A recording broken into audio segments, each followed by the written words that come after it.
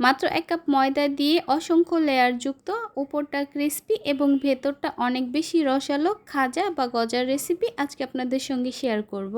আসসালামু আলাইকুম everyone, welcome to Sadia Munni's kitchen. খাজা বা গজা যে নামেই ডাকেন না কেন, এগুলো খেতে যে কত বেশি মজা সেটা কিন্তু আমরা কম বেশি সবাই জানি। মাত্র 1 কাপ ময়দা দিয়ে খুবই সহজভাবে দোকানের মতো পারফেক্ট খাজা বা গজা কিন্তু এখন ঘরেই তৈরি করে নেওয়া যাবে। একদমই সহজ একটা রেসিপি, আশা করছি আপনাদের কাছে খুবই ভালো লাগবে। প্রথমেই আমি একটা মিক্সিং বোলে নিয়ে নিচ্ছি 1 কাপ ময়দা, লবণ দিয়ে দিচ্ছি 1/4 টিস্পুন, এরপর দিয়ে দিচ্ছি আমি 2 টেবিল চামচ তেল। এবার এই সব কিছুকে আমি একসঙ্গে খুব ভালো করে মিশিয়ে নিব। এভাবে একটু হাত দিয়ে ডলে ডলে মিশাতে হবে যেন তেলটা ময়দার সঙ্গে খুব ভালোভাবে মিশতে পারে। তেল ময়দাটা একসঙ্গে খুব ভালো করে মিশেছে কিনা সেটা একটু চেক করে নিচ্ছি। এভাবে হাতে ময়দা মুঠোবন্দি করলে যদি এরকম দলা পেকে যায় আর একটু চাপ দিলেই যদি গুড়গুড়িয়ে পড়ে যায়, তাহলে বুঝতে হবে তেল আর ময়দাটা খুব ভালোভাবে মিশেছে। এবার আমি এখানে অল্প অল্প করে নর্মাল টেম্পারেচারে পানি দিব আর একটা ডো তৈরি করে নিব।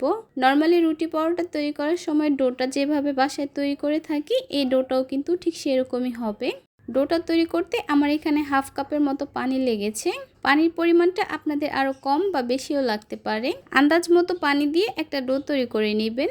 ডোটা তৈরি করা হয়ে গেলে এই ডোটাকে আমি ঢেকে 10 মিনিটের জন্য রেস্টে রেখে দিব। আর এই ফাঁকে আমি চিনির শিরাটা তৈরি করে নিব। শিরা তৈরি করার জন্য এখানে আমি নিচ্ছি 1 কাপ চিনি। 1 কাপ চিনির জন্য আমি এখানে নিচ্ছি 1 কাপ পানি। এবার আমি ফ্লেভারের জন্য এখানে দিয়ে দিব 2টা এলাচ। এখন এই চিনি আর পানিটাকে নেড়ে চেড়ে খুব ভালোভাবে মিশিয়ে নিব। চিনিটা গলে শিরাটা ফুটে উঠলেই কিন্তু আমাদের শিরাটা তৈরি হয়ে যাবে। এই শিরাটাকে জাল করে ঘন করার কোনো প্রয়োজন নেই। 1 কাপ চিনি আর 1 কাপ পানি দিয়ে পারফেক্ট একটা শিরা তৈরি হয়ে যাবে। চিনিটা ভালোভাবে গলে গেছে আর শিরাটাও কিন্তু ফুটে উঠেছে। এবার আমি এখানে দিয়ে দিচ্ছি 1 টেবিল চামচ লেবুর রস। এতে করে পরবর্তীতে চিনির শিরাটা অনেক বেশি চিটচিটে হবে না বা সহজেই জমে যাবে না। ব্যাস, আমাদের এখানে শিরাটা কিন্তু তৈরি হয়ে গেছে। এবারে শিরাটাকে আমি একটা সাইডে রেখে দিচ্ছি। আর এই 10 মিনিটের মধ্যে কিন্তু আমাদের ডোটাও কিছুটা সফট হয়ে গেছে। এবার এই ডোটাকে আমি 5 ভাগে ভাগ করে নিচ্ছি। মানে এখানে হচ্ছে আমরা যতগুলো রুটি তৈরি করব ঠিক ততগুলো লেচি করে নিব। একটা লেচি নিয়ে আর সবগুলো লেচি আমি আবারও ঢেকে রাখবো। সামান্য কর্নফ্লাওয়ার ছড়িয়ে এই লেচিটা দিয়ে আমি একটা রুটি বেলে নিচ্ছি। একটা রুটি বেলা হয়ে গেলে আমি আপনাদেরকে এই রুটিটার থিকনেসটা একটু দেখিয়ে দিচ্ছি। দেখতেই পাচ্ছেন রুটিটা ঠিক এরকম হবে, অতিরিক্ত পাতলা না আবার একদম ভারীও না। একইভাবে আমি 5টা রুটি বেলে নিব। এবার আমি এখান থেকে একটা করে রুটি নিব আর রুটির উপর আমি ছড়িয়ে দিচ্ছি 1 চা চামচ তেল। তেলটা দিয়ে রুটিটার চারপাশে খুব ভালো মতো ছড়িয়ে নিচ্ছি। এর উপরে আমি দিয়ে দিচ্ছি সামান্য কর্নফ্লাওয়ার। কর্নফ্লাওয়ারটা দেওয়ার পরে আবারও খুব ভালো মতো চারপাশটায় ছড়িয়ে নিব। এর উপরে আমি আবারও দিয়ে দিচ্ছি আরেকটা বেলে নেওয়া রুটি। একইভাবে বাকি রুটিগুলোকেও আমি সেট করে নিব। আর প্রতিটা রুটির লেয়ারেই কিন্তু তেল আর কর্নফ্লাওয়ার ছড়িয়ে দিব। বেলে নেওয়া 5টা রুটিকেই আমি একটার উপর একটা করে দিব আর লেয়ার তৈরি করে নিব। সবশেষে রুটিটা দিয়ে দেওয়ার পর উপরে তেল আর কর্নফ্লাওয়ার দিয়ে ছড়িয়ে দিচ্ছি। এরপর হালকা হাতে রুটিগুলোকে একটু বেলে সমান করে দিচ্ছি। এই কাজটা কিন্তু একদমই প্রেসার দিয়ে করা যাবে না। এবার সবগুলো রুটিকে এভাবে ঘুরিয়ে রোলের মতো করে নিব। খেয়াল রাখতে হবে এই রোলটা যেন একটু টাইট আর সমানভাবে করে নেওয়া হয়।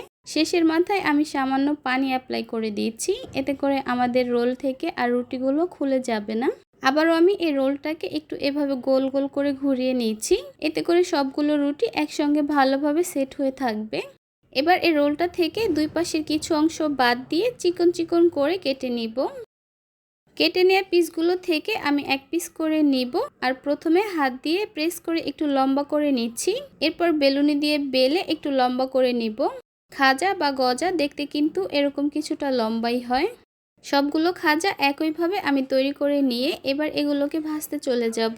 চুলায় একটা প্যানে আমি পরিমাণ মতো তেল গরম করে নিয়েছি। তেলটা কিছুটা গরম হয়ে আসলে বেশ কয়েকটা খাজা আমি এখানে দিয়ে দিব। অতিরিক্ত গরম তেলে কিন্তু এগুলোকে দেয়া যাবে না, তাহলে কিন্তু উপর থেকে কালারটা চলে আসবে আর ভিতর থেকে কাঁচাই রয়ে যাবে, ভালো মতো সিদ্ধ হবে না। চুলার হিটটাকে মিডিয়ামে রেখে এবার উল্টে পাল্টে এই খাজাগুলোকে ভেজে নিব গোল্ডেন ব্রাউন কালার হওয়া পর্যন্ত। একটা সাইডে খুব সুন্দর একটা কালার চলে আসছে। এবার আমি অন্য সাইডটাকেও উল্টিয়ে দিচ্ছি। দুই সাইড থেকে ভেজে নেওয়ার পর তেল ছড়িয়ে এগুলোকে তুলে নিব।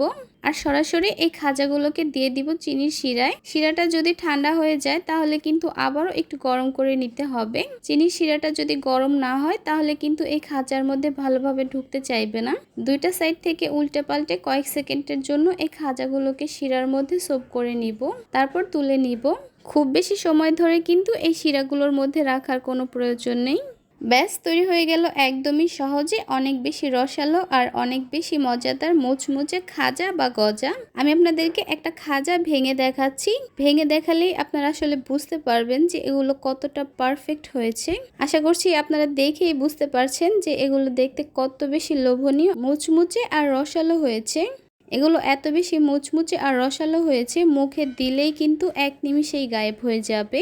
এত সহজ একটা রেসিপি আপনারা বাসায় একবার হলেও তৈরি করে দেখবেন। আশা করছি আমার আজকের এই রেসিপিটি আপনাদের কাছে খুবই ভালো লেগেছে আর সহজও লেগেছে। তাহলে আজকে এ পর্যন্তই। সবাই অনেক বেশি ভালো থাকবেন, সুস্থ থাকবেন। আল্লাহ হাফেজ।